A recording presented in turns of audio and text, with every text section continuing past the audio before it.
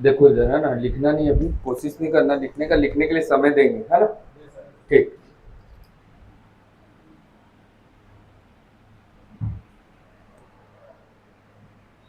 पिछली क्लास में रायपुर डिवीजन को शुरू किए हैं। रायपुर डिवीजन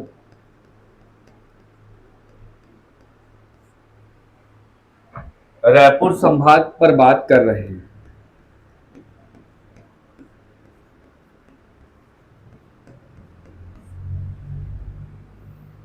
रायपुर संभाग जिसमें आपका 5 जिला, एक तो पकड़ना है बलौदा बाजार। बलौदा बाजार, दूसरा पकड़ना है रायपुर। रायपुर महासमुंद, महासमुंद गरियाबंद, धमतरी। रायपुर डिवीजन के अंतर्गत 5 जिले हैं, 5 डिस्ट्रिक्ट है।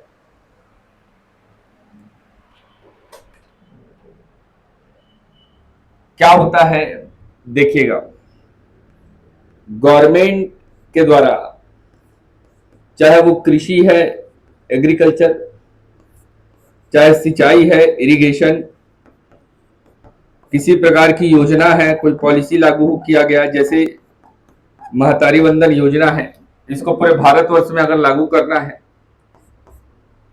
इरिगेशन प्रोजेक्ट, कोई डैम बन रहा है, कोई आपका जल परियोजना आ रही है, एग्रीकल्चर से रिलेटेड, कोई भूमि से रिलेटेड कोई भी कॉन्सेप्ट है, मतलब गवर्नमेंट पॉलिसीज को या गवर्नमेंट की एक्टिविटी को बेहतर करने के लिए हमारा जो प्रशासन है, इसको अलग अलग इकाइयों में बांटा गया है। Our administration was classified into different categories. जैसे प्रशासन का सबसे बड़ा जो इकाई होता है वो हमारे केंद्र से चलता है, सेंटर से चलता है। केंद्र है वो विभिन्न प्रकार के राज्यों में बटा हुआ है, जिसमें से छत्तीसगढ़ एक हमारा एक राज्य है।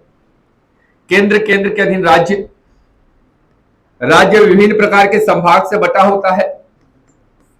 संभाग के अंतर्गत जिला आते हैं और जिले के अंतर्गत तहसील आते हैं।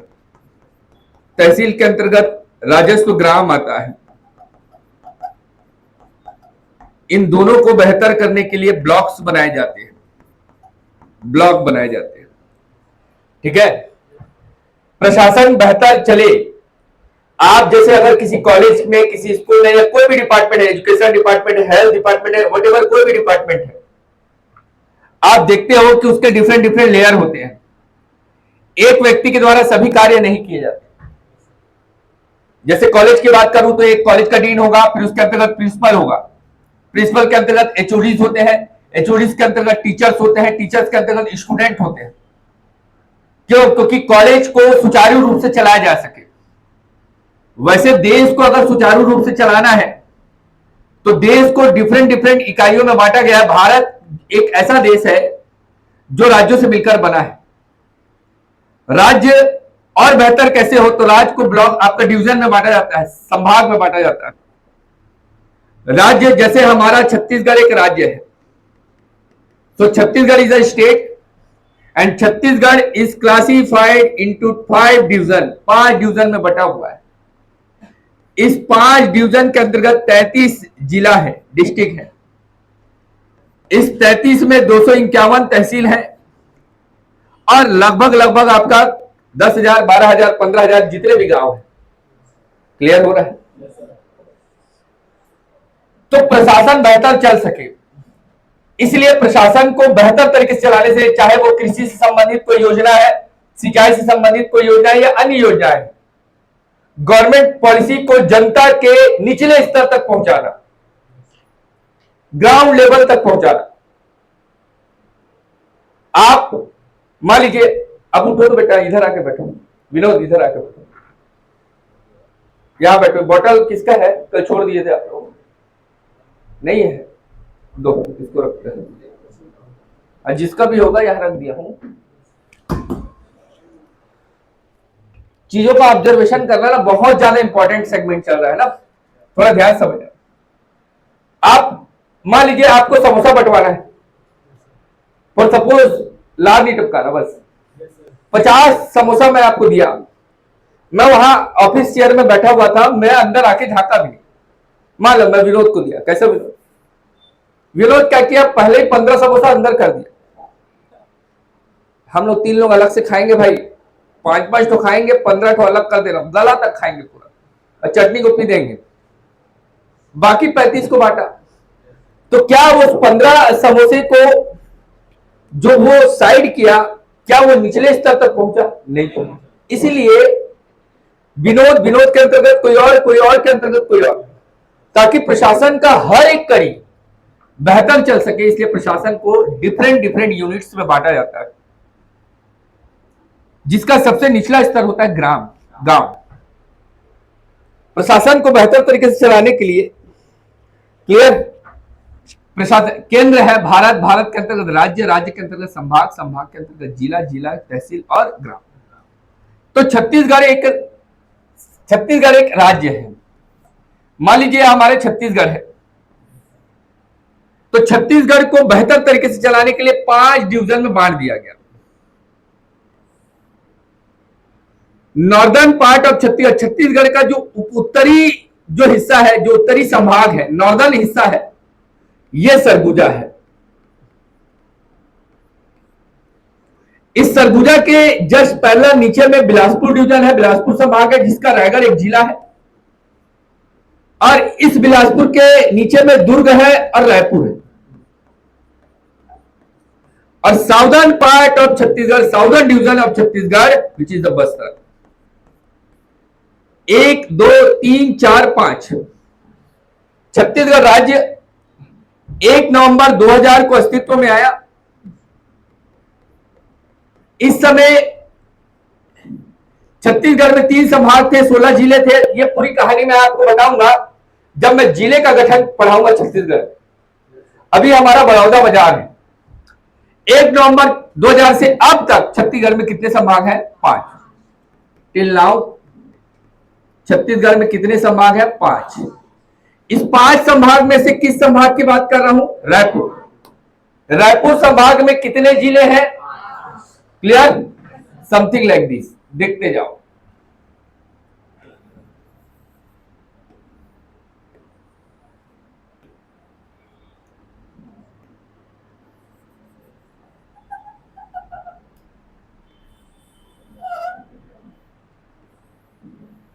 ये आ जाओ, आ जाओ।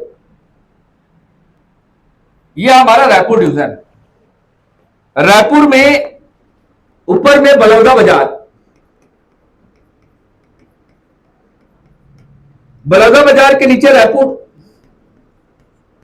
रायपुर से लगा हुआ ये महासमुंद, महासमुंद के नीचे गरियाबंद, और ये आपका धमतरी। 5 जिलों में हमारा रायपुर डिवीजन बटा हुआ है। हम शुरू किसको कर रहे हैं? बलौदा। खारून नदी, महानदी, याद आ रहा है? ये खारून नदी जैसी क्रॉस करेंगे रायपुर जिला शुरू, और महानदी जैसे क्रॉस करेंगे महासमुंद जिला शुरू। ये अपन बात करेंगे जब पूरा मैपिंग कंप्लीट हो जाएगा। अब पूरा फोकस बलौदा बाजार में आपको करना है। हर एक पॉइंट लिखने की कोशिश मत करना बेटा, लिखवा दूंगा, घबराना मत, पूरा नोट्स दे दूंगा हर चीज। कल जैसे आपको गिलौदपुरी का नोट्स भेजा हो, तो इसलिए पैनिक मत होना लिखने के लिए। चीजों को देखो, क्योंकि ना कोई भी चीज छूटा ना तो बाद में दिक्कत पैदा करेगा। यह हमारा बलौदा बाजार है बेटा। बलौदा बाजार से लगा हुआ यह है बेमेतरा। बेमेतरा, बेमेतरा से ऊपर अगर जाएंगे तो ये मुंगेली है, बिलासपुर।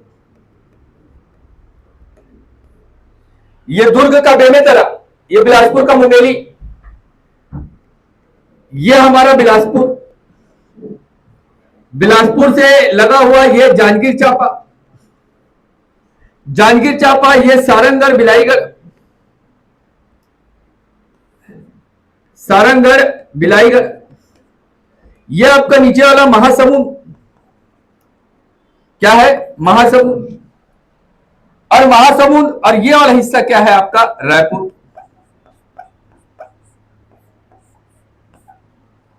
एक, दो, तीन, चार, पांच, छह, सात, 7 जिलों के साथ देयर आर 7 डिस्ट्रिक्ट, 7 जिलों के साथ बाउंड्री कनेक्टिविटी करता है बलौदा बाजार। बलौदा बाजार, रायपुर डिवीजन में बलौदा बाजार की सीमा रायपुर और महासमुंद से लग रही है, रायपुर और महासमुंद से लग रही है, दिख रहा है क्या? रायपुर और महासमुंद से लग रही है।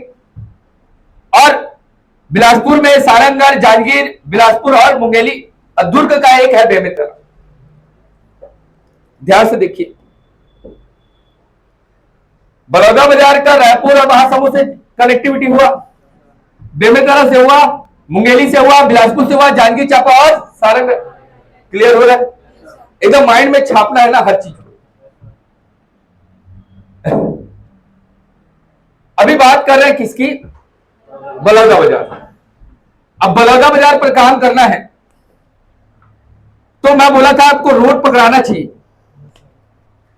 तो जो बलौदा बाजार में जो रोड दिखेगा वो है NH30, NH30, NH30, NH130, NH130, NH130B, NH130B, NH130B से गिरौदपुरी रोड। कौन सा रोड? गिरौदपुरी रोड। ये 4 सड़क हमको देखना है। NH130B से गिरौदपुरी, ये वही छाता पहाड़ होते हुए, सोना खान होते हुए तुरतुरिया।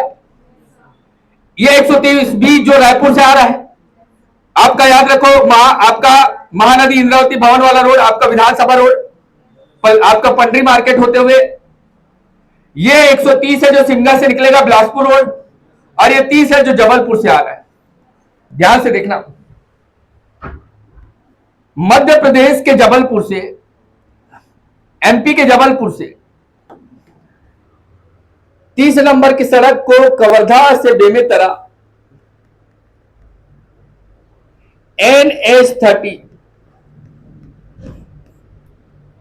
बेमेतरा से सीधा कहां इंटर कर रहा है? बलौदा बाजार। और बलौदा बाजार का ये सिमगा है, क्या है? सिमगा।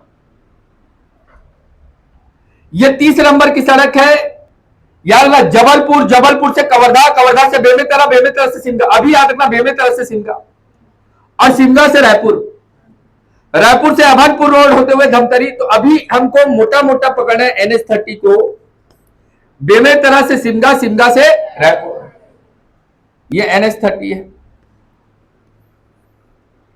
इसी सिमगा को बेस बनाएंगे, सिमगा से मुंगेली, मुंगेली से बिलासपुर,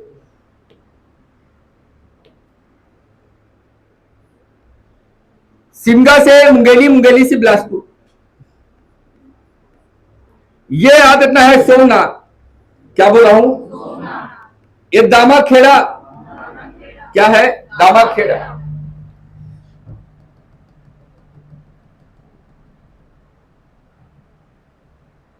पहला मैं फिर नाम लिख दे रहा हूं बेटा, है ना, कंफ्यूज नहीं होना फिर बाद में क्या क्या नाम है।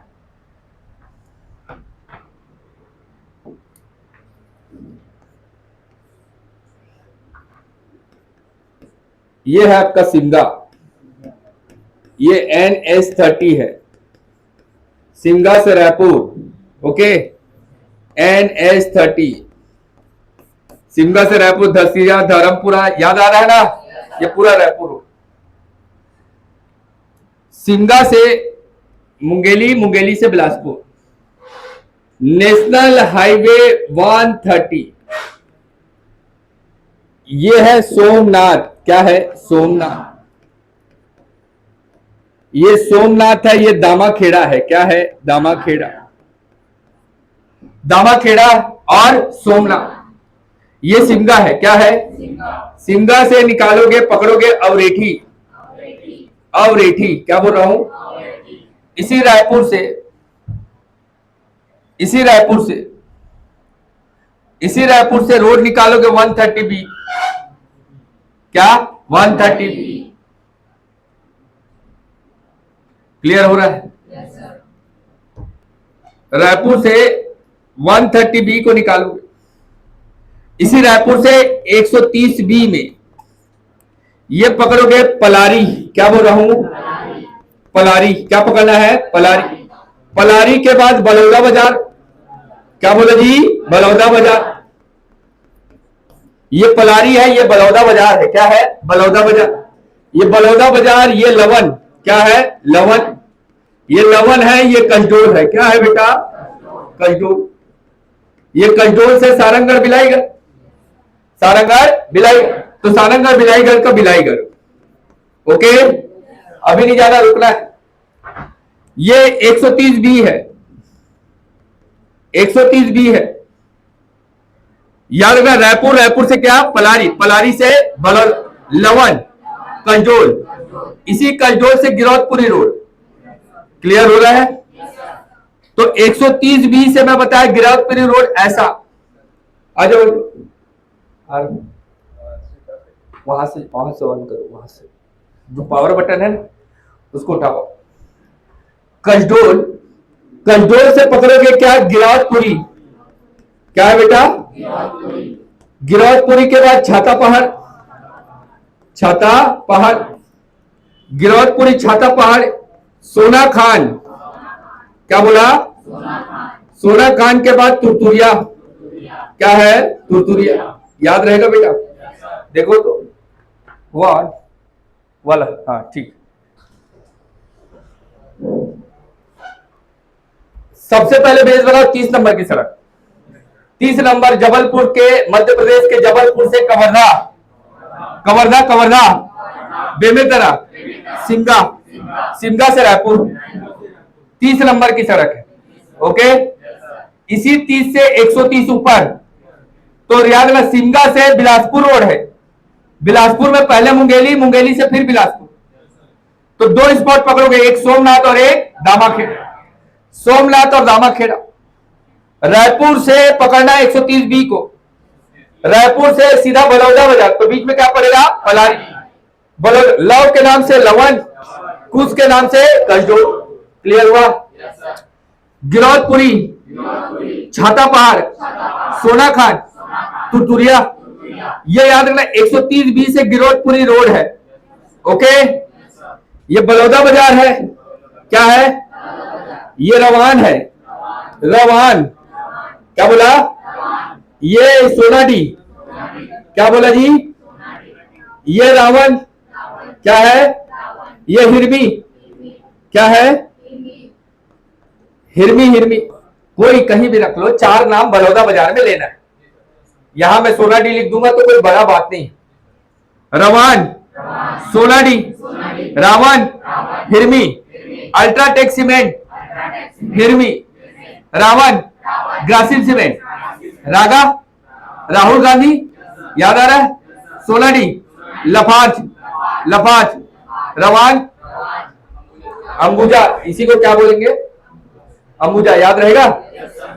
अभी इतना याद करो पहले, ठीक, इसके आगे बढ़ाऊंगा अभी, देखो अब आगे देखो, इधर नीचे में राजनांदगांव है, राजनांदगांव का मोहला मानपुर, अंबागढ़ चौकी, राजनांदगांव, बेमेतरा, बेमेतरा, कवर्धा, कवर्धा के जस्ट नीचे में राजनांदगांव, बेमेतरा, कवर्धा, राजनांदगांव, राजनांदगांव का भी मोहला मानपुर, अंबागढ़ चौकी, अंबागढ़ चौकी में पाना बरस की पहाड़ी, यहां से नदी को लाना है शिवनाथ, कौन सी नदी, शिवनाथ नदी, लंबाई पकड़ना 290 किलोमीटर, छत्तीसगढ़ में बहने वाली सबसे लंबी नदी, यह है शिवनाथ, शिवनाथ नदी को ले जाना, पहले मुंगेली, फिर बिलासपुर, और बिलासपुर से जांजगीर चांपा, कौन सा नदी है, शिवनाथ, दिखाई दे रहा है क्या डियर, वेरी गुड,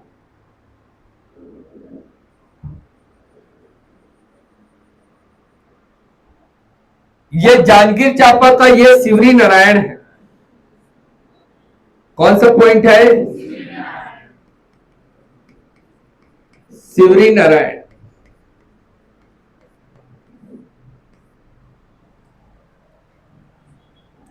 इधर से आपका नीचे साइड से याद रखना, धमतरी, धमतरी में सिहावा पर्वत, सिंधी ऋषि का आश्रम, धमतरी से निकल के आपका महासमुंद और रायपुर की सीमा बनाते हुए ये नदी जा रही है, महानदी।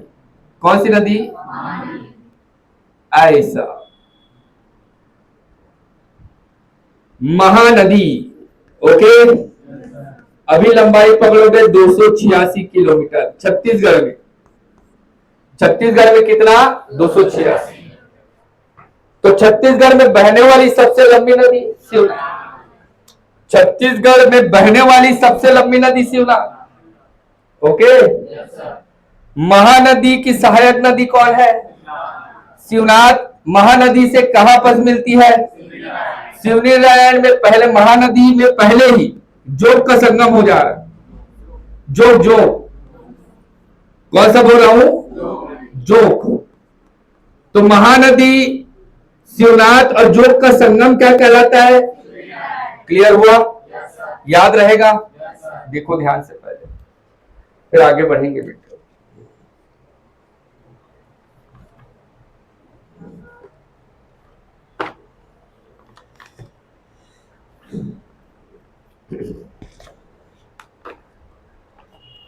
पूरा ध्यान से देखो हर एक पॉइंट को।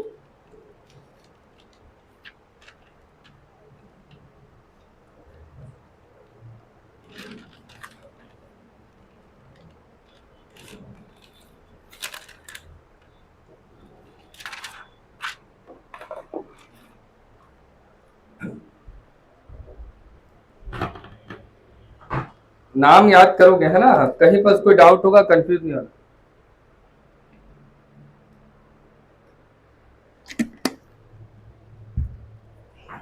चलिए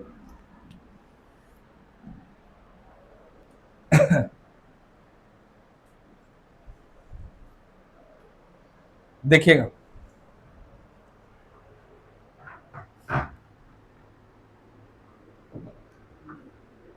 एक पहले पकड़ेंगे सोमनाथ। ठीक,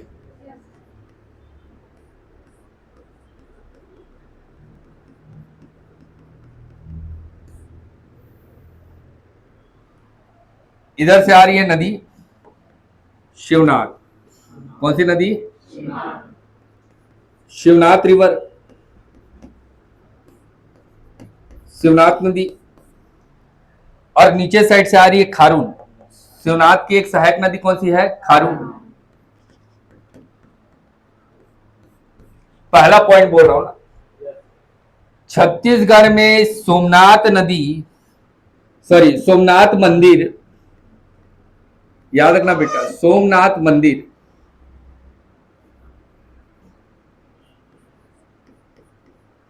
सोमनाथ टेम्पल शिवनाथ और खारून के कॉन्फ्लिक्ट पॉइंट पर है। शिवनाथ और खारून का जहां संगम होता है वहां पास याद रखना जो मंदिर बना है वो सोमनाथ मंदिर है, सोमनाथ टेम्पल। पहला नंबर, खारून और शिवनाथ के संगम पर है। Somnath temple is situated on the conflict point of Shivnath river and Kharun river. Kharun नदी जहां शिवनाथ से जाकर मिल रही है वहां मंदिर हुआ है, वो क्या है? सोमनाथ।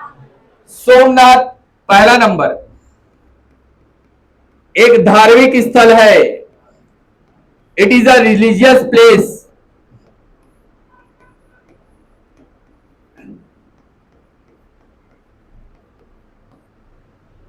क्योंकि यहां पास आपका क्या है? मंदिर है, इसलिए धार्मिक स्थल है।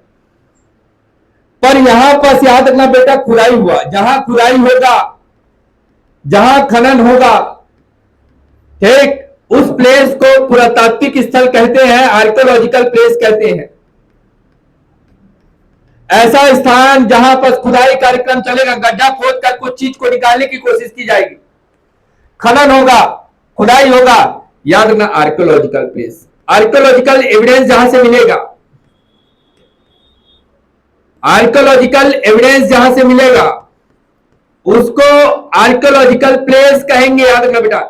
तो सोमनाथ मंदिर, बड़ौदा बाजार का सोमनाथ मंदिर, ये शिवनाथ और खारून नदी के तट पर है, शिवनाथ और खारून के संगम पर है। ये धार्मिक और पुरातात्विक स्थल है। चूंकि धार्मिक है, पुरातात्विक है, तो धार्मिक है तो पुरातात्विक है, तो यहां पर खुदाई हुआ, और खुदाई हुआ तो यहां पर 3 फीट का एक शिवलिंग प्राप्त हुआ। यहां पर 3 फीट का शिवलिंग है। इसको पाने वाले थे, प्राप्त करने वाले थे यहां का निषाद परिवार। Nishad family is there. Nishad परिवार ने इस 3 फीट की मूर्ति को प्राप्त किया और उसको प्रतिष्ठित करके मंदिर बनवाया। जो कौन सा मंदिर है? सोमनाथ। 3 फीट का शिवलिंग है, याद रखना, निषाद परिवार के द्वारा, याद रखना बेटा, इसको मंदिर के रूप में तैयार किया गया है। यहां पर याद रखना, यहां पर याद रखना बेटा, सावन का मेला लगेगा और माघ पूर्णिमा का मेला लगेगा, महाशिवरात्रि का मेला लगेगा। किसका मेला लगेगा? क्लियर? लिखो सोमनाथ, हेडिंग डाल। सोमनाथ, सोमनाथ टेम्पल,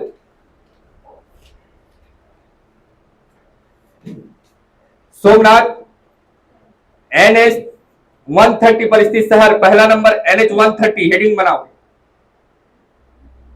NH 130, दिख रहा है डियर?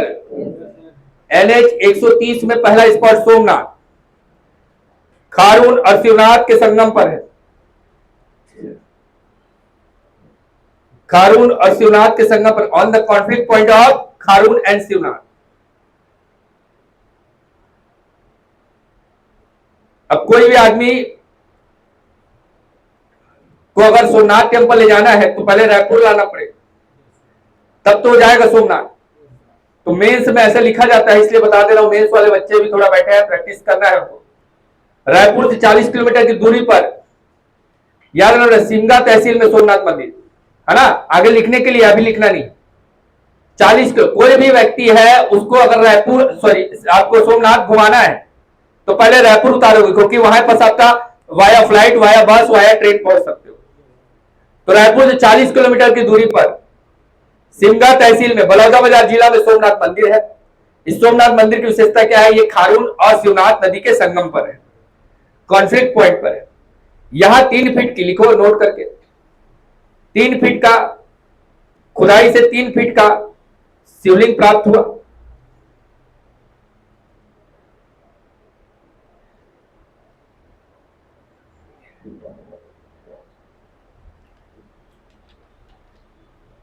तीन फीट का शिवलिंग प्राप्त हुआ, जिसको निषाद परिवार के द्वारा स्थापित किया गया है।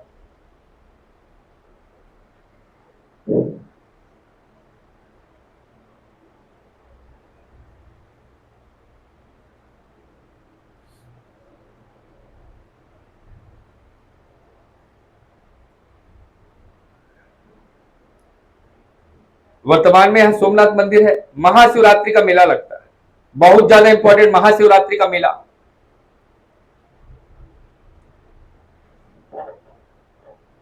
महाशिवरात्रि का मेला लगता है, ठीक। आर्कियोलॉजिकल एंड रिलीजियस प्लेस है, धार्मिक और पुरातात्विक स्थल है। अब नदी है तो नौका विहार की सुविधा होगी, नौका विहार की सुविधा होगी।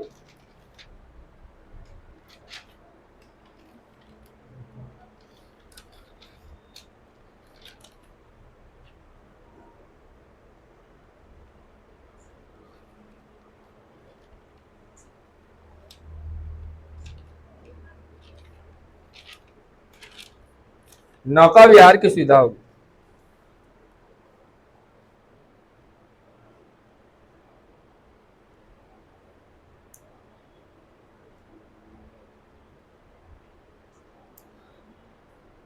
हो गया?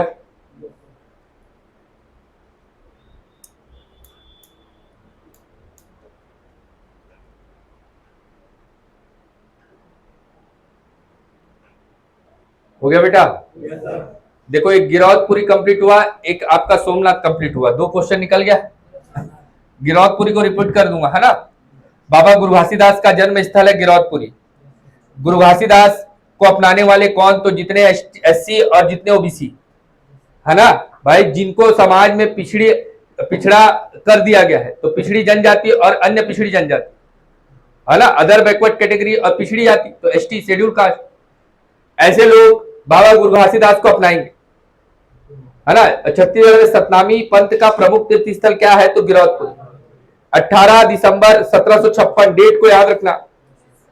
बाबा गुरु घासीदास का जन्म गिरौदपुरी में हुआ। गिरौदपुरी में बाबा गुरु घासीदास का जन्म, कल की क्लास में पूरा एक्सप्लेन किया हूं, ठीक। गिरौदपुरी में जन्म है। बाबा गुरु घासीदास का सतनामी पंथ के प्रवर्तक हुए, सतनामी पंथ के फाउंडर हुए गुरु घासीदास, ठीक। मन के एक समान, मन के एक समान, इनका कोर्स है, मत लिख बेटा, सब नोट्स मिलेगा। सुनना ज्यादा जरूरी है, ठीक है। जैसे हम कोई मूवी देखते हैं, कोई गाना सुनते हैं, याद हो जाता है ना, ये मेथोडोलॉजी है। लिखेंगे तो कंसंट्रेशन लिखने पे जाएगा, दिमाग लिखने पर फोकस करेगा, सुनने पर कम करेगा, इसलिए सुनो अभी ना, सुनना ज्यादा जरूरी, ठीक। बाबा गुरु घासीदास के पिता का नाम महंगूदास, माता का नाम अमरोतीन बाई, सफुरा, पत्नी का नाम क्या है? सफुरा। छत्तीसगढ़ में सतनामी पंथ के 7 तीर्थ स्थान है, जिसमें से 4 प्रमुख है, गिरौदपुरी, तेलासीबाड़ा, भंडारपुरी, चटवापुरी। याद आ रहा है? सब कहानी कल बताया हूं, ठीक है, कोई बात नहीं, जिसको छूटा है वो आगे देखना। अगला पॉइंट है दामाखेड़ा।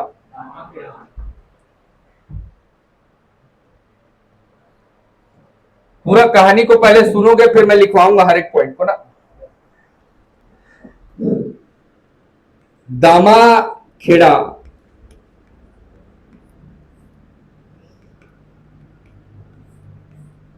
जिला बलौदाबाजार, डिस्ट्रिक्ट कौन सा है? बलौदाबाजार।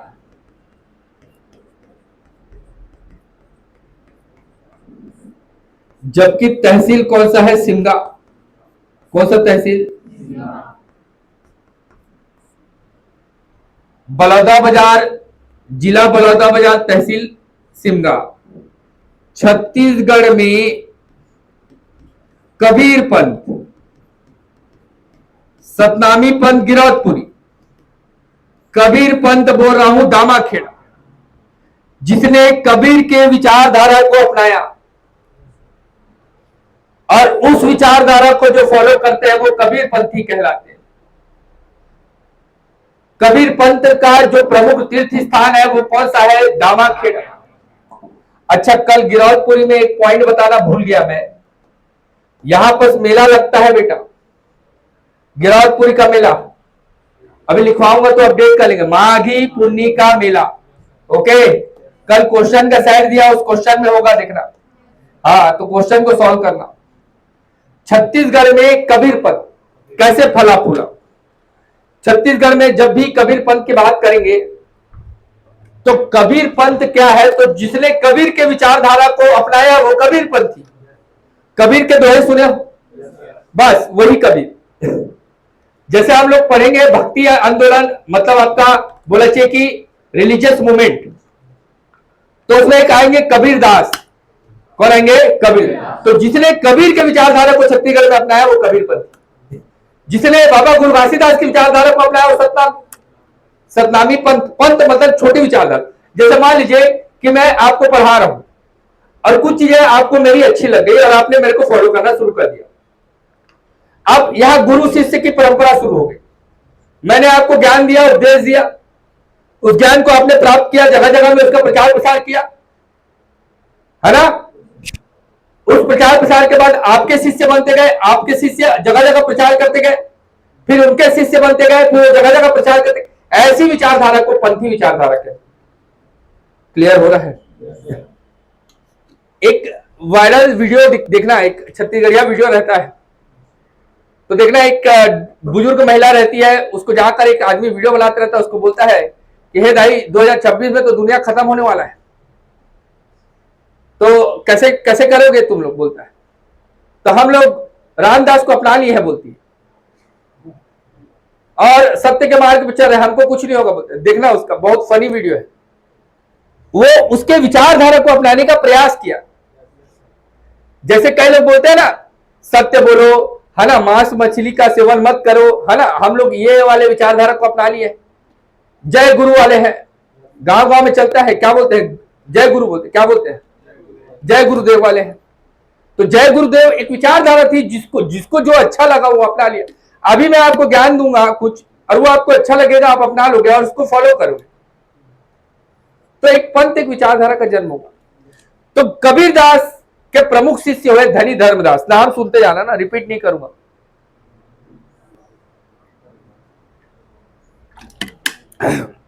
धनी धर्मदास ये मध्य प्रदेश के रहने वाले थे। मध्य प्रदेश में उमरिया जिला,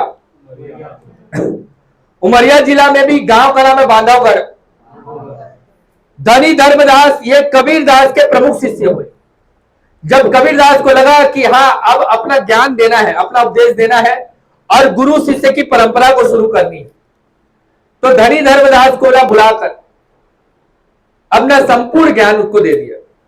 ओके, कबीरदास ने अपना पूरा आध्यात्मिक रिलीजियस ज्ञान जो था, उस सब आध्यात्मिक ज्ञान को याद रखना किसको दे दिया, धनी धर्मदास को लगा कि अब मेरे को जगह जगह जाना है और इस विचारधारा का क्या करना है, प्रचार प्रसार करना है। I want to explore the all over the world. ठीक, जैसे गुरु कौन होता है, ध्यान रखना, गुरु केवल आपका भगवा कपड़ा पहन के, दाढ़ी बढ़ा के, हाथ में माला मुद्री पहन के, वो गुरु नहीं। मुझे जीवन में एक व्यक्ति की एक बात अच्छी लगी, मैं उसको तत्काल प्रभाव से गुरु बना लिया।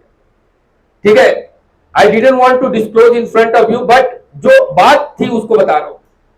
भाई एक समय था ऐसा जब हम अपने जीवन में संघर्ष कर रहे थे या फिर परेशान रहते थे, विचलित रहते थे, तो उसने बोला कि बेटा जीवन एक उत्सव है और इस उत्सव को मनाना चाहिए। बहुत गहरा बात उन्होंने कम शब्दों में बता दिया। लाइफ इज अ फेस्टिवल और you must have to celebrate it. तुमको सेलिब्रेट करना पड़ेगा। तुमको जीवन दिया गया, तुम दुखी हो, तुम तकलीफ में हो, तुम पीड़ा में हो, तुम व्याधियों में फंसे हुए हो, तो तुम मूर्ख हो, सीधी सी बात।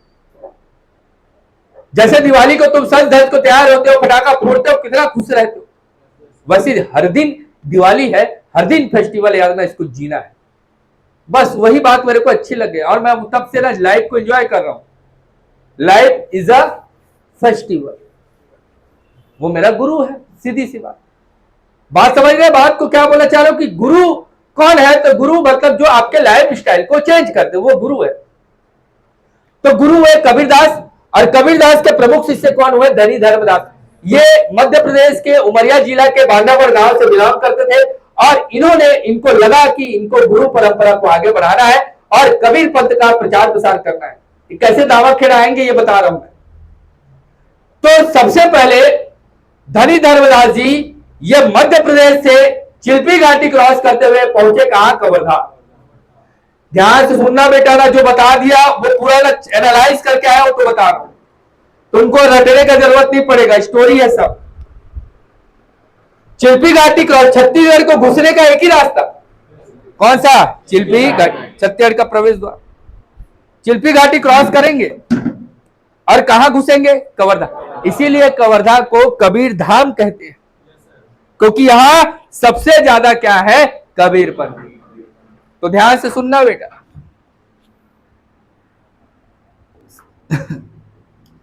ये एमपी उमरिया,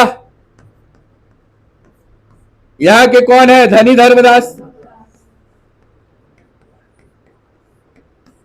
ये उमरिया से आएंगे कहां, कवर्धा, और कवर्धा में पहले क्या करेंगे, कबीर पंथ का प्रचार प्रसार करेंगे। और इसीलिए कवर्धा का अन्य नाम क्या है, कबीर धाम। कवर्धा जिले का अन्य नाम कबीर धाम। धनी धर्मदास के सेकंड नंबर के पुत्र होंगे मुक्तामणि नाम साहब, मुक्तामणि नाम साहब, धनी धर्मदास के दूसरे पुत्र। अब जब धनी धर्मदास का अंतिम समय आएगा तब मुक्तामणि नाम साहब को बुलाएंगे और अपना संपूर्ण आध्यात्मिक ज्ञान उसको प्रसारित कर देंगे। अब बोलेंगे बेटा तेरे को मैं आशीर्वाद देता हूं कि तू 42 पीढ़ी तक, कितना पीढ़ी तक, इस गुरु शिष्य की परंपरा को चलाएगा। अब मुक्तामणि नाथ साहब को कबीरदास और धनी धर्मदास जी का आशीर्वाद प्राप्त हुआ, याद रखना, गुरु शिष्य की परंपरा को चलाने के लिए। कबीर पंथ में जो सर्वोच्च पद होता है वो गुरु का होता है। क्लियर है? इसीलिए याद रखना, मुक्तामणि नाथ साहब ने गुरु शिष्य की परंपरा चलाने की प्रक्रिया शुरू की। तो कबीर पंथ के पहले गुरु कौन है? मुक्तामणि नाथ। क्लियर? ऐसे कर करके कवर्धा से कुदुरमान, कोरबा का क्या? कुदुरमान, ये सब कबीर पंथियों का गढ़ है ना। कवर्धा से कोरबा, कोरबा मतलब कुदुरमान, ऊपर चढ़ेंगे मुंगेली, मुंगेली के बगल में बिलासपुर, उसके बगल में कोरबा। क्लियर? कबीर पंथ के 12वें गुरु होंगे उग्र नाम साहब। कौन? उग्र नाम। ये पहुंचेंगे दामाखेड़ा। कहां पहुंचेंगे? 1903। कबीर पंथ के 12वें गुरु हुए उग्र नाम साहब। उग्र नाम साहब के द्वारा 1903 में दामाखेड़ा में कबीर मठ की स्थापना की गई। यही कबीर गद्दी या कबीर चबूतरा भी कहलाता है। दिन था दशहरा। कौन सा दिन था? दशहरा दिन था। इसीलिए याद रखना बेटा, दामाखेड़ा में कबीर पंथियों का तीर्थ स्थान कबीर मठ, कबीर चबूतरा या कबीर गद्दी। क्लियर है? याद हो गया क्या पूरा? ध्यान से सुनोगे एक एक पॉइंट को ना। दामाखेड़ा, दामाखेड़ा कबीर पंथ का, कबीर पंथ का आपसे क्वेश्चन पूछे छत्तीसगढ़ में कबीर चबूतरा कहां है? दामाखेड़ा। कबीर चबूतरा कहां है? दामाखेड़ा। इसी को कबीर गद्दी, भाई जो गद्दी उसी को चबूतरा, और इसी को कबीर मठ। इसको इस्टेब्लिश करने का क्रेडिट किसको जाता है? 1903 में कौन है? उग्र नाम साहब। कौन है? उग्र नाम साहब। कितने नंबर के गुरु हैं? दिन कौन सा था? दशहरा का दिन था, जिसमें उग्रनाथ साहब, याद रखना, कबीर पंथ के 12वें गुरु उग्रनाथ साहब जी के द्वारा दामाखेड़ा में 1903 में कबीर मठ की स्थापना, कबीर चबूतरा या कबीर गद्दी की स्थापना की गई। ठीक है? धनी धर्मदास के दूसरे पुत्र कौन हुए? मुक्तामणि नाम साहब। मुक्तामणि नाम साहब, मुक्तामणि नाम साहब, याद रखना बेटा, ये सेकंड पुत्र है। जबकि इसी के से गुरु शिष्य की परंपरा, तो पहले गुरु, याद रखना, पहले गुरु कबीर पंथ में पहले गुरु कौन है? मुक्तामणि नाथ साहब। 12वें गुरु कौन है? उग्र नाम साहब। कौन है? उग्र नाम साहब। उग्र नाम साहब, जिसने 1903 में क्या किया है? तो दामाखेड़ा में कबीर मठ की स्थापना। कबीर मठ, कबीर चबूतरा या कबीर गद्दी कहां है? तो दामाखेड़ा। दशहरा के दिन, याद रखना, इसीलिए मेले का आयोजन होगा प्रत्येक वर्ष दशहरा के दिन। ठीक है? क्योंकि दशहरा के दिन यहाँ स्थापना किया गया। अभी जो है, अभी वर्तमान में जो गुरु चल रहे हैं, याद रखना बेटा, वो प्रकाश मुनि नाथ साहब है। याद रखना बेटा, 15वें गुरु हैं। कौन से नंबर के गुरु हैं? 15वें। आगे लिखेंगे अभी, चलिए हेडिंग डालिए।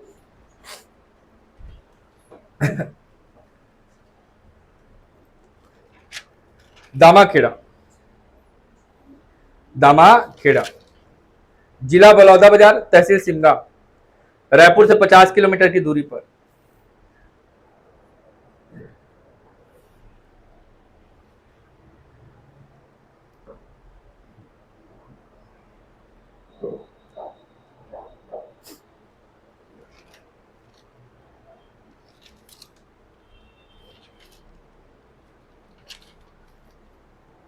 हो गया? दामाखेड़ा जिला बलौदाबाजार, तहसील सिमगा, रायपुर से 50 किलोमीटर की दूरी पर। कबीर पंथियों का प्रमुख तीर्थ स्थान, कबीर पंथियों का प्रमुख तीर्थ स्थान।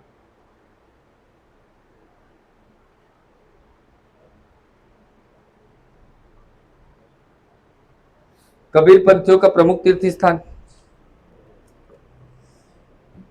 हो गया?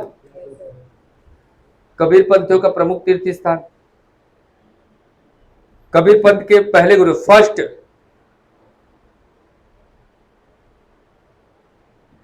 जो कबीर पंथ के पहले गुरु, फर्स्ट गुरु मुक्तामणि नाम साहब। ठीक है? 12वें गुरु उग्र नाम साहब। उग्र नाम साहब,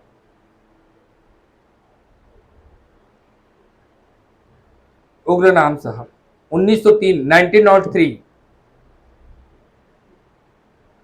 दामाखेड़ा में कबीर गद्दी की स्थापना।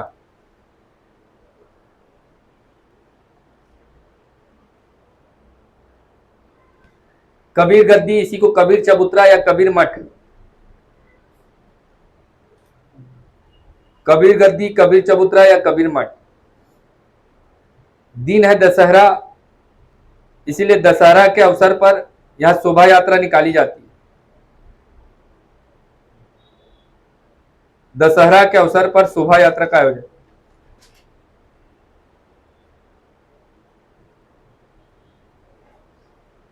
माघ पूर्णिमा का मेला।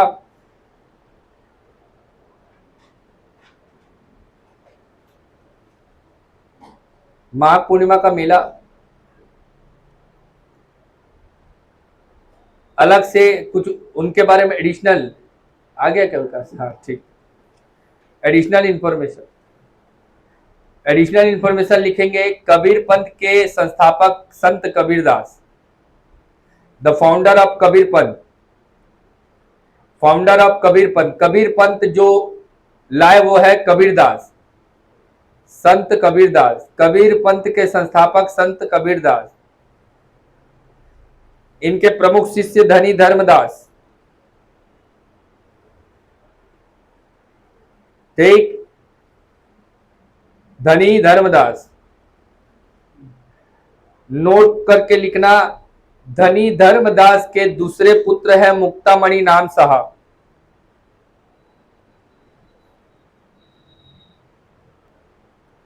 मुक्तामणि नाम साहब।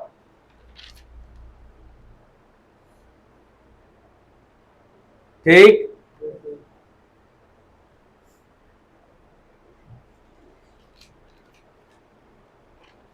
बयालीस पीढ़ी तक, 42 पीढ़ी। पीढ़ी मतलब समझ गए, जनरेशन समझो। 42 पीढ़ी तक गुरु शिष्य चलाने की परंपरा, गुरु शिष्य की परंपरा चलाने की है ना अनुमति किसको मिली है? मुक्तामणि नाम साहब को। किसके द्वारा? धनी धर्मदास। गुरु परंपरा चलाने की अनुमति है ना, या आशीर्वाद। वर्तमान में जो अभी दामाखेड़ा में बैठे हैं वो 15वें नंबर के गुरु हैं। दामाखेड़ा में 15वें नंबर के गुरु प्रकाश मुनि नाम साहब।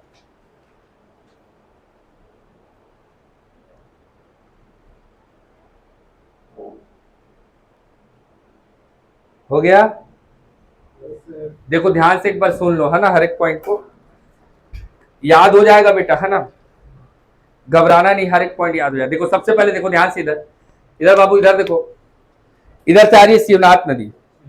शिवनाथ नदी का उद्गम, हम लोग छत्तीसगढ़िया इसलिए हम लोग छत्तीसगढ़ को लेंगे, पर महाराष्ट्र वाले लोग बोलेंगे कि हमारे यहाँ से, क्योंकि छत्तीसगढ़ से जस्ट लगा हुआ क्या है? महाराष्ट्र। महाराष्ट्र वाले क्या बोलेंगे कि हमारे यहां से निकला है, तो महाराष्ट्र वाले लोग बोलते हैं गढ़चिरौली। नदी वाले टॉपिक में डिटेल से पढ़ाऊंगा, पर अभी मैपिंग में तो मोटा मोटा पकड़े रहो ना। तो महाराष्ट्र वाले ये दावा करेंगे कि हमारे यहां से शिवनाथ का उद्गम है, पर हम लोग छत्तीसगढ़िया हैं और हमारे प्रीवियस पेपर में भी जो सोर्स लिया गया है उसके अनुसार मोहला मानपुर अंबागढ़ चौकी, 33 जिला में से एक जिला है मोहला मानपुर अंबागढ़ चौकी। यहां है पाना बरस की पहाड़ी, पाना बरस की पहाड़ी से शिवनाथ नदी का उद्गम है। शिवनाथ नदी महानदी की प्रमुख सहायक नदी है। शिवनाथ नदी याद रखना 290 किलोमीटर लंबी है। The total length of Shivnath river is 290 kilometre and the origin point of Shivnath river is याद रखना पाना बरस हिल्स, पाना बरस हिल्स फ्रॉम मोहला मानपुर अंबागढ़ चौकी। ओके, शिवनाथ रिवर को सबसे पहले लाओगे, ठीक है, मोहला मानपुर से ऊपर बढ़ाओगे बेमेतरा, बेमेतरा से सीधा याद रखना बलौदा बाजार की सीमा बनाते हुए मुंगेली, मुंगेली में मनियारी आके मिलेगा, आगे बताऊंगा, ध्यान से सुनते जाओ, सब क्वेश्चन है। मुंगेली, उसके बाद बिलासपुर में अरपा, अरपा से सीधा निकालोगे इधर आपका जांजगीर चांपा। उधर देखो मैप को, देखो मेरे को मत देखो ना, मैप को देखो, इधर इधर शिवनाथ आ रहा है नीचे से, तो मोइला, मानपुर, अंबागढ़ चौकी, पाना बरस की पहाड़ी से निकालेंगे शिवनाथ को, शिवनाथ को सीधा लाएंगे बेमेतरा होते हुए बलौदा बाजार की सीमा बनाते हुए सीधा ऊपर। यहां पर जैसे शिवनाथ आ रहा है खारून मिलेगा, कौन सा नदी मिलेगा? खारून। खारून याद में रायपुर की सीमा बनाता है खारून नदी। जब भी रायपुर जाओगे नदी दिखा मतलब समझ जाना खारून नदी। रायपुर गए और नदी दिखा खारून। क्लियर? महादेव घाट, लक्ष्मण झूला, खारून नदी। तो शिवनाथ सीधा सीधा बाउंड्री बनाएगा बलौदा बाजार का, बनाते बनाते उधर मुंगेली और बलौदा बाजार को सेपरेट कर रहा है शिवनाथ। शिवनाथ फिर बिलासपुर, अरपा और इधर से मनियारी, उधर से लीलागढ़, ये सब आकर शिवनाथ पे मिलेगा। शिवनाथ सीधा आगे बढ़ेगा बिलासपुर, जांजगीर चांपा जाएगी, नीचे से महानदी आ रही, महानदी में मिल गया है जोक। कौन सा नदी? जोक। महानदी जोक, और जहां पर शिवनाथ मिलते हैं वो शिवरी नदी। ठीक, शिवनाथ नदी, पाना बरस पहाड़ी, पाना बरस हिल्स, मोइला, मानपुर, अंबागढ़ चौकी, 290 किलोमीटर इसकी लंबाई। ओके, इसी शिवनाथ में खारून, जहां पर खारून आकर मिल रहा है वहीं पर धार्मिक स्थल, भाई जहां संगम होगा वहां कुछ ना कुछ आपका रिलीजियस एक्टिविटी देखने को मिलेगा। तो यही पर याद रखना, पहले जब हम लोग कलचुरी शासन पढ़ेंगे तो कलचुरियों का जो बोला चाहिए कि कुल देवी है गजलक्ष्मी, कलचुरियों की जो आराध्य देवी है वो महिषासुर मर्दिनी है। तो जो शक्ति की पूजा करेगा, जो देवी पूजा करेगा वो शंकर की पूजा करेगा। इसीलिए कलचुरी काल में पूरे छत्तीसगढ़ में आपको केवल शंकर मंदिर के, जैसे हटकेश्वर मंदिर जो बता रहा हूं महादेव घाट, वो कलचुरियों के द्वारा बनाया गया। बारेंद्र साहब, कौन? बारेंद्र। आगे आप पढ़ेंगे महादेव घाट, जितने भी शंकर भगवान के मंदिर मिलेंगे सब कलचुरी बनाए। तो अब खारून और शिवनाथ का कॉन्फ्लिक्ट पॉइंट है, यहां पर खुदाई हुआ। तो अभी खुदाई वर्तमान में हुआ तो वहां एक निषाद परिवार के द्वारा खुदाई से 3 फीट का एक शिवलिंग मिल गया। अब 3 फीट मतलब सोचो इतना बड़ा, मैं 6 फीट का हूं समझो, तो मेरा आधा कर दो। तो उतना बड़ा शिवलिंग मिला है तो उस शिवलिंग को थोड़ी ना बढ़ा देंगे, उसको प्रतिष्ठित करके जो मंदिर बनाया वो क्या है? शिवनाथ और खारून के संगम पर 3 फीट का शिवलिंग प्राप्त हुआ, इसीलिए पुरातात्विक स्थल और इसीलिए धार्मिक स्थल। यहां पर निषाद परिवार के द्वारा मंदिर की प्रतिष्ठा करके यहाँ पूजा अर्चना और महाशिवरात्रि में मेले का आयोजन। चूंकि नदी है तो नौका विहार, नाव चलेगा, लोग पर्यटन के लिए आएंगे, यहाँ घूमेंगे। छत्तीसगढ़ में सोमनाथ का मंदिर कहाँ है? बलौदा। सोमनाथ से आगे बढ़े दामाखेड़ा, छत्तीसगढ़ में जिसने कबीर पंथ की विचारधारा को अपनाया, कबीर पंथी अपना तीर्थ स्थान कहां मानते हैं?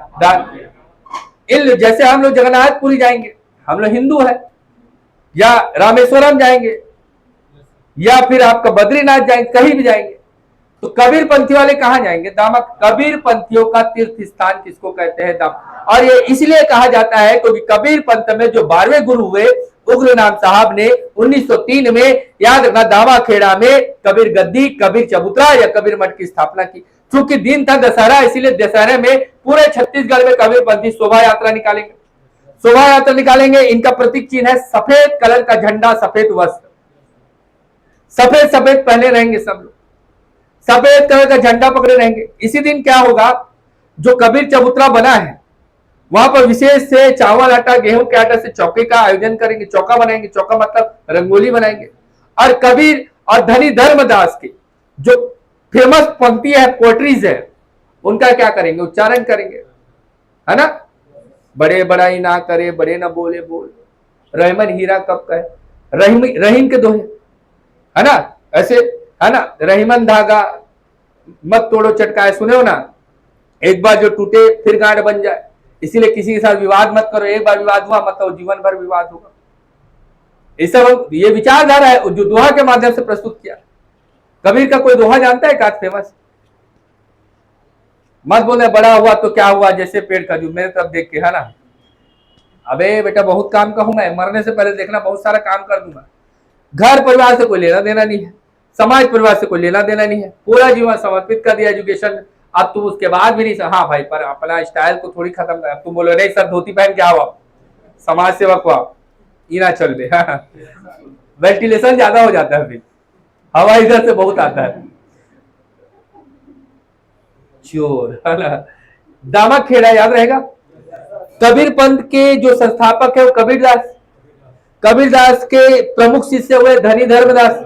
उसके दूसरे पुत्र कौन है? मुक्तामणि नाम से। इन्हीं को गुरु परंपरा चलाने का आशीर्वाद। पहले गुरु कौन हुए? मुक्तामणि। 12वें गुरु कौन हुए? उग्रनाम साहब।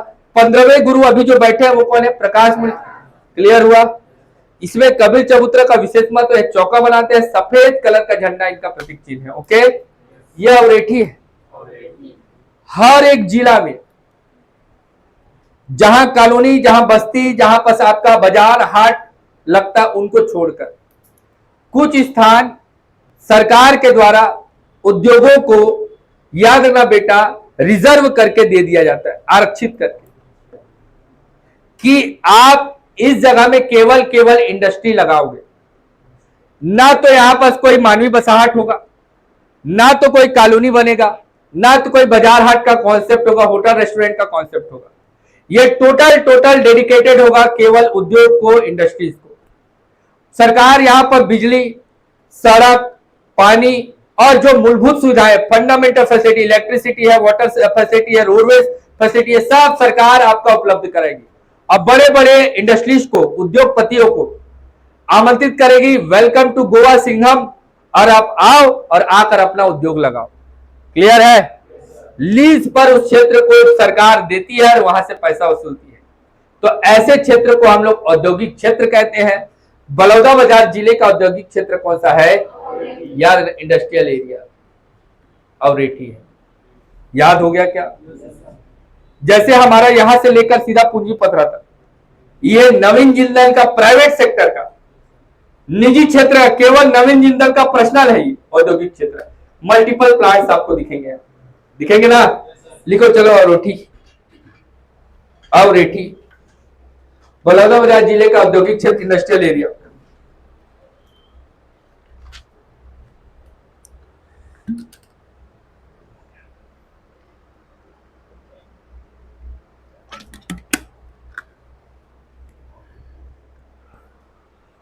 हो गया?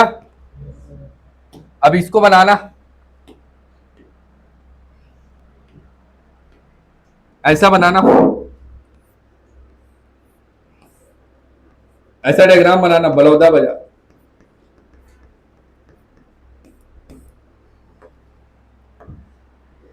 ऐसा लिखना, रावण,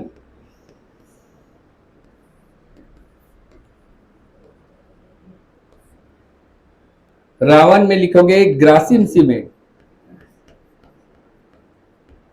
ग्रासिम सीमेंट फैक्ट्री। अब ब्रैकेट में लिख लेना रागा, ताकि तुमको याद रहे राहुल गांधी। रावण में कंफ्यूज नहीं होना, ठीक? जबकि रवान,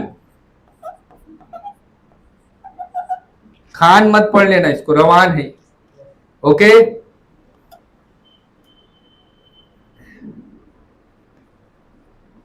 रवान, रवान में याद रखना अंबुजा सीमेंट। याद हो जाना चाहिए ना बेटा, जो बोल रहा हूं समझ में आ रहा है? सब क्वेश्चन बार बार पेपर में पूछे जाते हैं।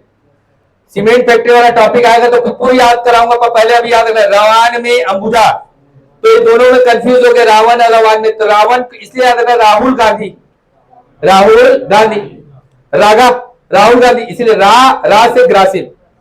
याद हो गया? और रवान में क्या है? अंबुजा। सोनाडी, सोना बाबू डी, सोनाडी।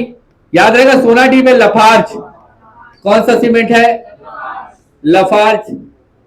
ठीक, अब इसको कैसे याद रखना? जो सोना है, सोना, तो तुम प्यार से किसी को सोना बाबू बोल रहे हो तो मतलब लवारी मार रहे हो। क्या मार रहे हो? लफार्ज। अभी याद करना, लिंक रहेगा तो याद होगा, नहीं तो फिर पूरा वहां माथा पच्ची हो जाएगा ना, तुमको ना फिर गलत करके आ जाओगे। हमारा टोटल उद्देश्य क्या है? क्वेश्चन बनना चाहिए। हम तो देखो, तुम लोग तो क्या बहुत सीधे साधे, हम तो गाली से भी ट्रिक याद कर लेते। देखो, लबारी गाली तो है ना। सोना डी, सोना जो प्यार से बोला वो दुनिया का सबसे बेकार आदमी है, याद रखना। जो तुम्हारे आसपास है और मीठा मीठा बोल रहा है, समझ जाना दुनिया का सबसे खराब। देखो, चाय ज्यादा पियोगे, शक्कर ज्यादा खाओगे, बीमारी होगा ना, ऑब्वियस सी बात है, बीमारी होगा यार। शुगर की बीमारी एक बार हुई मतलब खेल खत्म, फिर कहीं खोचा गए वो ठीक नहीं होगा, घाव नहीं भरे। तो जो मीठा बोला वो खतरनाक है बाबू, याद रखना। जैसे मैं डांट रहा हूँ, मतलब दुनिया का सबसे अच्छा आदमी कौन हूँ मैं, समझ गए? लफाज, 16D याद रहेगा। सोना, सोना मतलब देखो प्यार से जिसको सोना बोले, अरे सोना तो लफाज, लवारी मार रहा है, समझ है ना? ठीक, तो तुमको भी फोन में कोई बोल रहा सोना मतलब समझ जाना क्यों गए, वहां पे एक तो गाली दूंगा तुमको क्लास के बाद, कैप्सूल है। और जहां जहां सोना है ना वहां रिप्लेस कर देना उस गाली को। हाँ सोना क्या, हाँ डैस क्या कर रहे हैं सब, समझे? ये हो गया रावण, अरे बाबू रावण, रवान, 16D हो गया। हिरनी, हिरनी में अल्ट्राटेक क्या है, लिखते जाओ लिखते जाओ जल्दी जल्दी। और बगल में ना जहां ट्रिक बन रहा है वहां बना लेना ना बेटा, तुम्हारा काम है क्वेश्चन बनाना, ठीक है?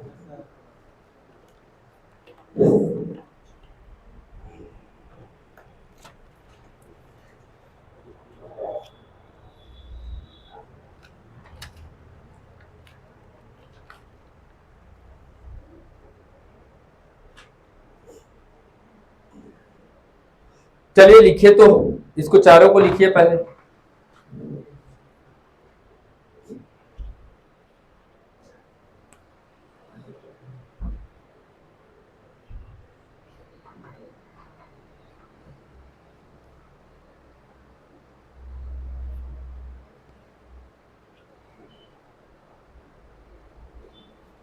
याद करते जाना है ना बेटा सबको, है ना? 4 सीमेंट फैक्ट्री होता, रावण राहुल गांधी ग्रासीम, रवान में अंबुजा, ओके, हिरमी अल्ट्राटेक, और लफाज में सोनाडी। सोनाडी मतलब लफाज, लफाज का नाम चेंज हो गया, अभी वर्तमान में बताया हूं क्या है, Nuvoco, Nuvoco cement factory, okay, नोको नहीं नुवोको, ठीक, क्लियर? अगला लिखो गिरौदपुरी, गिरौदपुरी, कल बताया था गिरौदपुरी, गिरौदपुरी में पॉइंट कर करके लिखना है बेटा। सबसे पहले लिखेंगे छत्तीसगढ़ में सतनामी पंथ का तीर्थ स्थान, सतनामी समाज का तीर्थ स्थल, ठीक है? सतनामी पंथ, इट इज अ तीर्थ स्थल, रिलीजियस प्लेस ऑफ सतनामी पंथ। सतनामी पंथ के जो प्रवर्तक है, मैसेंजर, फाउंडर बाबा गुरु घासीदास, प्रवर्तक डैश गुरु घासीदास, गुरु घासीदास, ओके। जन्म लिखो इनका 18 दिसंबर 1756, और इनका जन्म गिरौदपुरी में हुआ था, जन्म गिरौदपुरी।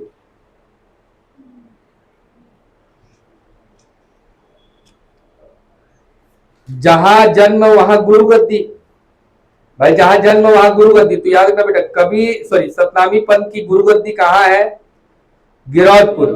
गुरु निवास कहां है, गिरौदपुरी, लिखते जाओ गुरु गद्दी गुरु निवास गिरौदपुरी में,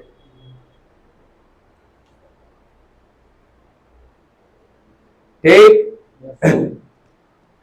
पॉइंट समझ में आ रहा है?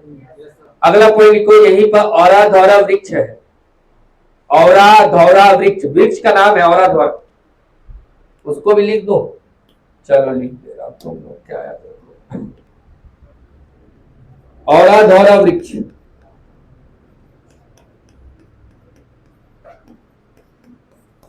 औरा धौरा वृक्ष, जहां पर बाबा ने तपस्या किया, तो इसीलिए तपोभूमि कहलाता है। लिखो तपोभूमि, कल बता दिया हूं ना, उसको रिपीट नहीं करूंगा मैं, बैकअप क्लास में रिपीट करेंगे, समझाएंगे, अभी लिखते जाओ सिर्फ। तपोभूमि कहां है, औरा धौरा वृक्ष, है ना? इनका ज्ञान स्थली कोसीर सारंगढ़, क्वेश्चन की डिमांड को देख लेना ना, ज्ञान स्थली बोल रहा हूं, पहला उपदेश नहीं बोल रहा हूं, ज्ञान स्थली कोसीर, कोसीर सारंगढ़,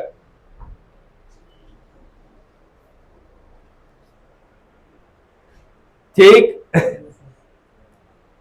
जबकि पहला जो उपदेश दिए थे वो तेलासी बाड़ा, तेलासी धाम, तेलासी बाड़ा, तेलासी धाम,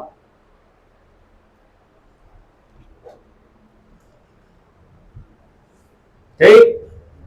इनके पिता का नाम महंगू दास, फादर महंगू दास, माता का नाम अमरोतीन बाई,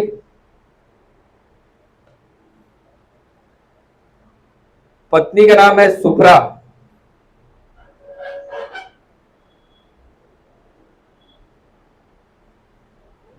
पत्नी का नाम सुभ्रा। इनके पुत्र है अमरदास, कुबरा नहीं बोल रहा हूं, हंस रहे। महंगू दास, अमरुद्दीन बाई, सुभ्रा, अमरदास पुत्र हैं। लिखो, आईआईटी रुड़की की सहायता से, आईआईटी रुड़की की सहायता से, with the help of IIT Roorkee,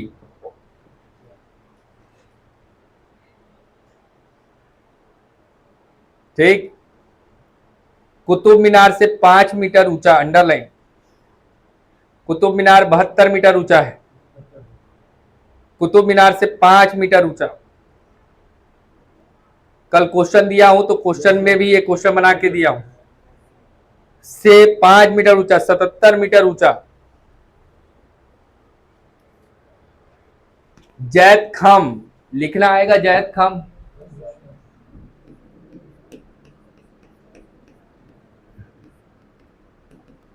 सतहत्तर मीटर ऊंचा। जैत खम का निर्माण आईआईटी रुड़की के द्वारा यहां किया गया है।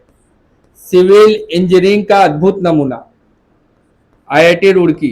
जैत खम देखे क्या गूगल में सर्च करके, ऐसा टाइप का आकृति होगा, देखना ऐसा,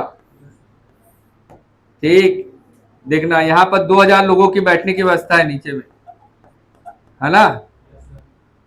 77 मीटर ऊंचा है, सोचो। सतनामी पंथ का तीर्थ स्थान, जहां पर सिंबॉलिक है क्या, जैत खम, क्लियर आइडिया, जिसके नीचे में 2000 लोगों की बैठने की व्यवस्था की गई है, 2000 लोगों के बैठने की व्यवस्था की गई है। यहीं पर अमृत कुंड है, चरण कुंड है, कल क्वेश्चन में यह भी दिया हूं, इसीलिए बोला क्वेश्चन का विशेष महत्व है बेटा। चरण कुंड है, अमृत कुंड है।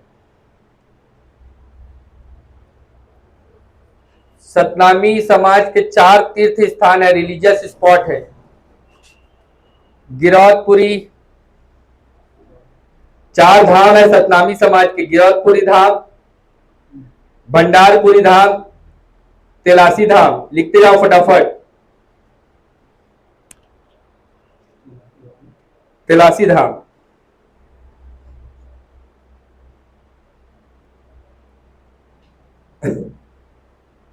तेलासी धाम, अमरदास धाम, जिसको चटवापुरी धाम के नाम से भी जाना जाता है।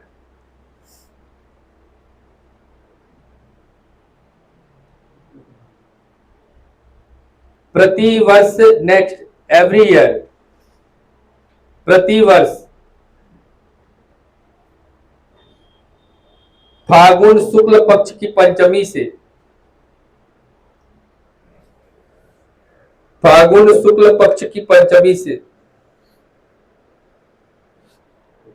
सप्तमी तक 3 दिन का मेला, फागुन महीना के शुक्ल पक्ष पंचमी, 5th डे, आगे पढ़ाऊंगा जब फेस्टिवल तो बताऊंगा शुक्ल पक्ष क्या होता है, कृष्ण पक्ष क्या होता है, हिंदू कैलेंडर में फागुन कब लगता है।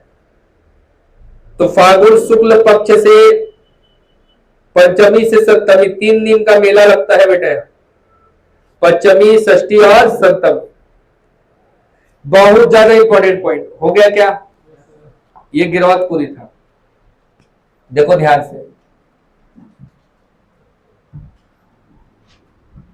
1 नंबर, 2 नंबर, 3 नंबर, 4 नंबर हो गया। छाता पहाड़ में लिखो, बाबा गुरु घासीदास की समाधि है, बाबा गुरु घासीदास की समाधि है।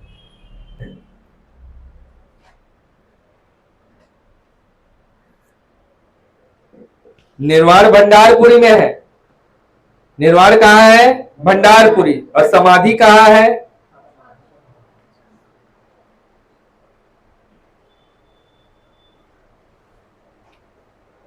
अब ध्यान से देखो बेटा, लिखना नहीं दिया अब ये ना, ये है सोना खान।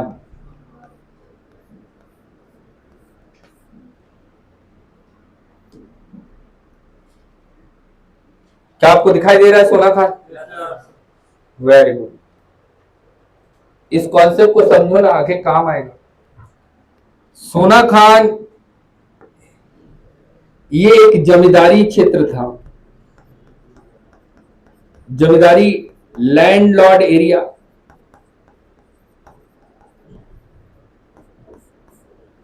और यहां के जमींदार थे बिसैया ठाकुर।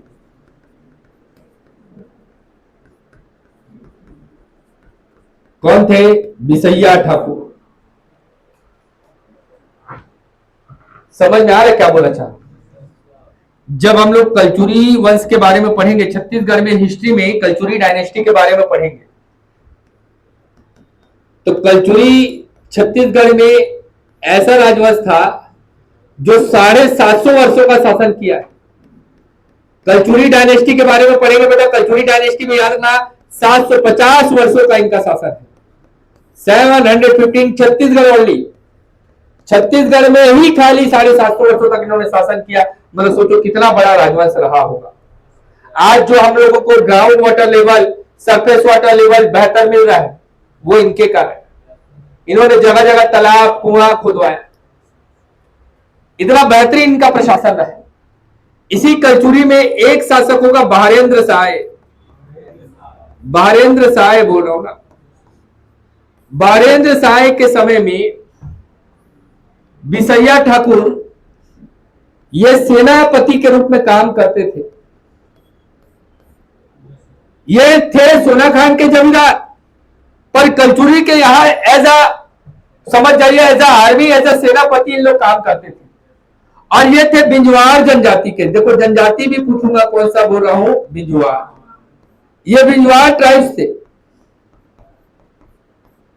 बिंजवार जनजाति के थे। अब बहारेंद्र साय इस बिसैया ठाकुर के काम से इतना प्रभावित हुआ, बोला बेटा मुन्ना मांग जो मांगना है। समझ में आ रहा बात? तो अब आदमी जमींदार है, लैंडलॉर्ड है, तो मांगेगा तो कुछ ऐसा ही मांगेगा जो उसके लैंडलॉर्ड एरिया को ही फायदा दे। तो बिसैया ठाकुर को 12 गांव की जमींदारी मिल गई। 12 गांव की जमींदारी इसको प्राप्त थी। 12 गांव से ये टैक्स वसूलता और उस 12 गांव के टैक्स को अपना रखता, ना तो उस 12 गांव का कोई भी रेवेन्यू वसूलता और उस रेवेन्यू का कोई भी टैक्स किसी भी प्रकार से कलचुरियों को नहीं देना पड़ा। याद ना, जैसे फर्रुख सियर का शाही फरमान था, वैसा ही टाइप का फ्री टैक्स जोन घोषित कर दिया। किसको? सोना खान को। सोना खान को। और सोना खान को फ्री टैक्स जोन घोषित किया। बहारेंद्र साय बिसैया ठाकुर को बकायदा बुलाया और बुलाकर 12 गांव की जमींदारी देकर यार बोला कि 12 गांव में कोई भी टैक्स नहीं लिया जाएगा, और बकायदा पट्टा में लिख कर दिया। अब पट्टा में लिखा है मतलब वो प्रूफ है। और आने वाले समय में ये 12 गांव से पहुंच गए 250 गांव तक। 250 गांव की जमींदारी अब सोना खान के अंतर्गत आ रही है। बिसैया ठाकुर के बाद राम राय के बाद याद रखना वीर नारायण सिंह के बाद गोविंद सिंह। ये 4 नाम आपको याद रखना है।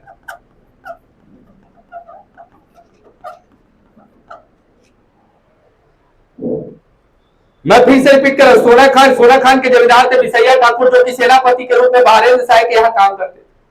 बहारेंद्र साय इसके कार्य से इतना प्रभावित हुआ कि बिसैया ठाकुर को सोना खान की जमींदारी को फ्री टैक्स जोन घोषित कर दिया, जिसके अंदर 12 गांव की जमींदारी। इन लोग लंबे समय तक काम कर रहे थे। लंबे समय तक काम कर करके 250 गांव की जमींदारी किनको मिल गई? बिसैया ठाकुर, राम राय, वीर नारायण और गोविंद सिंह। तो जब वीर नारायण सिंह गद्दी पर बैठेगा, कहने का मतलब सोना खान का जमींदार बनेगा, वो समय है 1857। और ये वीर नारायण सिंह 62 वर्ष का रहेगा उस समय, 62 वर्ष का रहेगा, खुद 62 साल की उम्र को पहुंचाकर याद रखना वीर नारायण सिंह सोना खान का जमींदार बनेगा। सोना खान का रॉबिन हुड कौन है? तो वीर नारायण।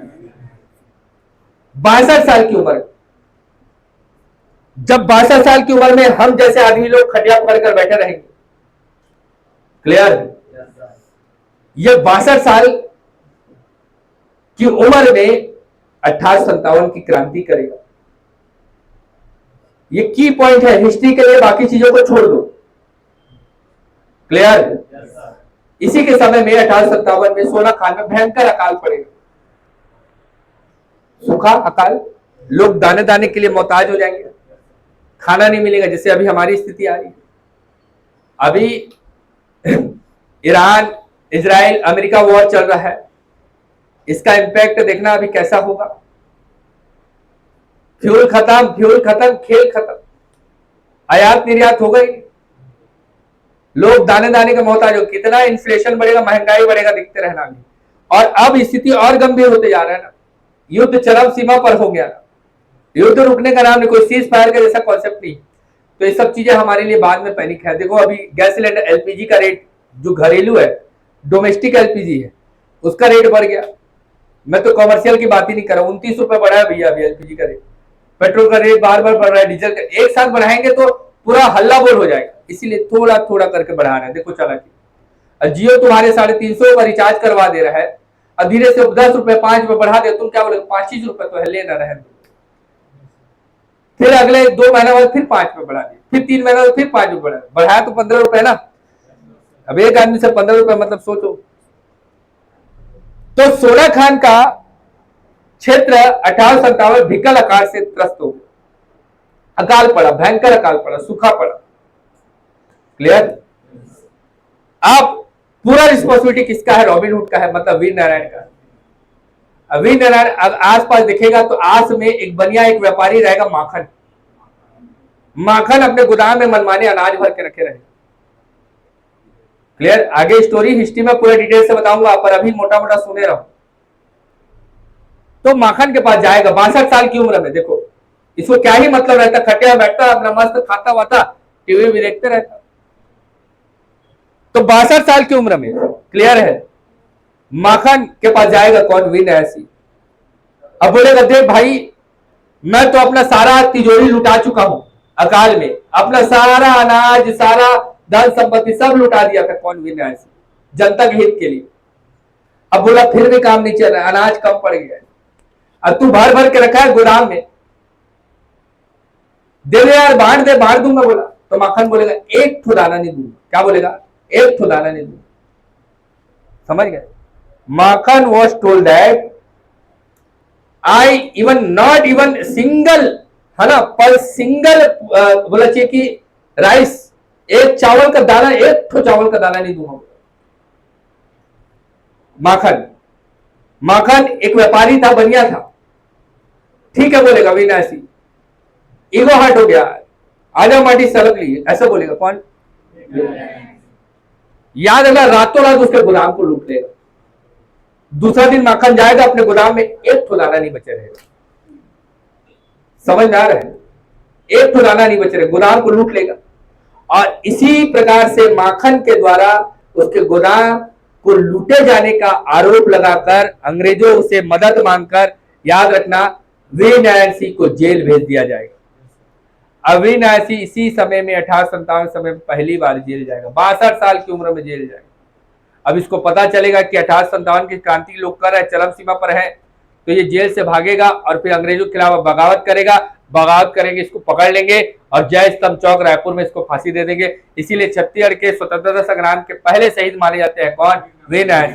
खाली तुमको याद रखना, सोना खान जो कि एक जमींदारी क्षेत्र था, यहाँ के जमींदार कौन थे? बिसैया ठाकुर। किसके समय में? बारेंद्र साय। उसके बाद कौन आएंगे? राम राय। उसके बाद कौन आएंगे? वीर नारायण। और उसके पुत्र कौन है? गोविंद सिंह। कौन है? गोविंद सिंह। क्लियर हुआ? सोना खान छत्तीसगढ़ के स्वतंत्रता संग्राम के पहले शहीद कौन है? वीर नारायण। याद है ना बेटा, स्वतंत्रता संग्राम, फ्रीडम मूवमेंट के पहले जो शहीद है वो कौन है? वीर नारायण। याद रहेगा बेटा? कल इसके आगे बताएंगे, कल नया शुरू करेंगे, है ना? इतना आज कंप्लीट करो, ठीक है डियर? देखो 10 मिनट का ब्रेक लीजिए फिर हाँ